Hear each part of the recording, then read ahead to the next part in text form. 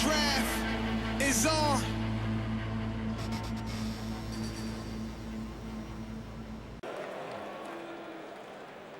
With the 11th pick in the 2012 NFL Draft, the Kansas City Chiefs select Dontari Poe, nose tackle, Memphis. Well, look, Romeo Crennel, defensive coordinator under Bill Belichick, defensive coordinator, defensive coach with Coach Barron says a big nose is part of what they need. Now, Dontari Poe at Memphis, Mel and John explained to everybody that, to quote Edgar Allan Poe, maybe you might be drinking a cask of Amontillado, depending on how he plays. Look, tremendous strength and size. His combine number's amazing. He's athletic. I've seen him drop into coverage on zone blitzes.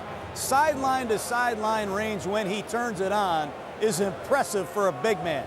But he does not dominate marginal competition enough for the two eyes I have, Mel. A very low factor grade. There are games, I'm watching the Central Florida game, the Southern Miss game. I'm still waiting for Poe to unleash the fury and that God-given talent that he has. He's going to the right place because he's going to meet Romeo Crennel, one of the premier defensive line coaches that have ever coached in this league.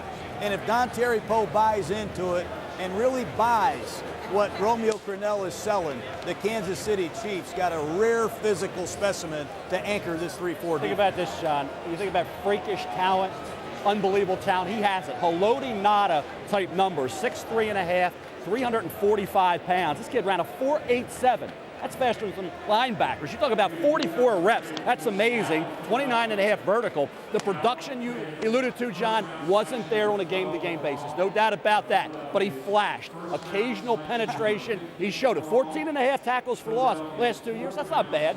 Played on a team that was out of games early, okay? Not competitive. You think about rotation in the NFL. Won't wear down. You saw that happen with him in some games as well. I think when he's coached up, you hope you can push the right buttons and motivate Dontari Poe to be the player that he's capable of. Haloti Ngata numbers should result in a Haloti Ngata type performance. That wasn't the case. He only had half the tackles, not his final year at Oregon, Poe's final year at Memphis.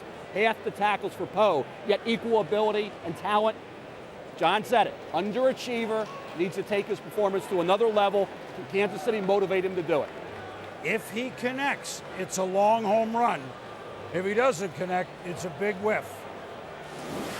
You watch the kid, and I'll tell you what, John's right. There are some games where he's quiet, and he shouldn't be. But there are also some games where he flashes, and you watch him here.